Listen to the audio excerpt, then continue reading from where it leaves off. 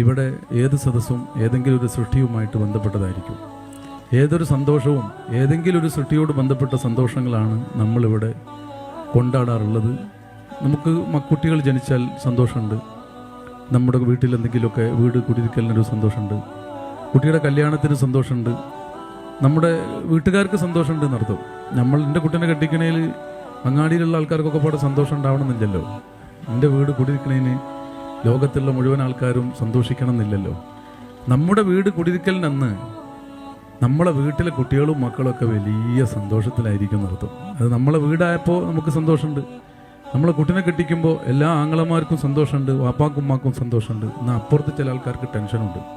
നമ്മുടെ ഷോപ്പൊക്കെ ഒന്ന് ഉദ്ഘാടനം ചെയ്യുന്ന സമയത്ത് തൊട്ടടുത്തുള്ള ഷോപ്പ് ചിലപ്പോൾ ടെൻഷനിലായിരിക്കും, ഈ ഷോപ്പിൻ്റെ ഉടമകൾ സന്തോഷത്തിലായിരിക്കും. എപ്പോഴും ഏതൊരു സന്തോഷവും ആ സംഘത്തെ മാത്രം ബന്ധപ്പെടുകയുള്ളൂ എന്നത് കൂടുതൽ പറയേണ്ടതില്ല. ഏത് സന്തോഷവും ആ സംഘത്തിൽ മാത്രമായിരിക്കും, അതിനപ്പുറത്തേക്ക് അത് ചെന്ന് കഴിഞ്ഞാൽ ദുഃഖമായിരിക്കും.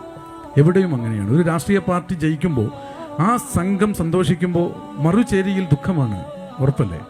ഒരു ഷോപ്പ് വലുതാകുമ്പോൾ മത്സരത്തിന് വേണ്ടി തൊട്ടടുത്തുള്ള ഒരുപാട് മുതലാളിമാരുണ്ടാക്കിയ ഷോപ്പ് അവിടെയൊക്കെ പോയി കഴിഞ്ഞാൽ അവരൊക്കെ ടെൻഷനിലായിരിക്കും. മൂത്ത് പോക്കിയാൽ തന്നെ മനസ്സിലാവും. എപ്പോഴും സന്തോഷം ഏതൊരു സംഘത്തിലാണോ ആ സന്തോഷത്തിൻ്റെ കാരണമുള്ളത്, ആ സംഘം മാത്രം ആ സന്തോഷത്തെ വീതിച്ചെടുക്കുക എന്നല്ലാതെ മറ്റൊരു സംഘത്തിൽ നിന്നൊരു മെമ്പർ പോലും ഈ സന്തോഷത്തിൽ പങ്കാളിയാവാൻ കിട്ടൂല. അത് തന്നെയാണ് ഹബീബായ റസൂലുള്ളാഹി സ്വല്ലല്ലാഹു അലൈഹി വസല്ലമ തങ്ങൾ. അവിടുത്തെ സംഘം ഈ ലോകത്തുണ്ട്. ഖിയാമത്ത് നാൾ വരെ ആ സംഘം ഉണ്ടാവുകയും ചെയ്യും.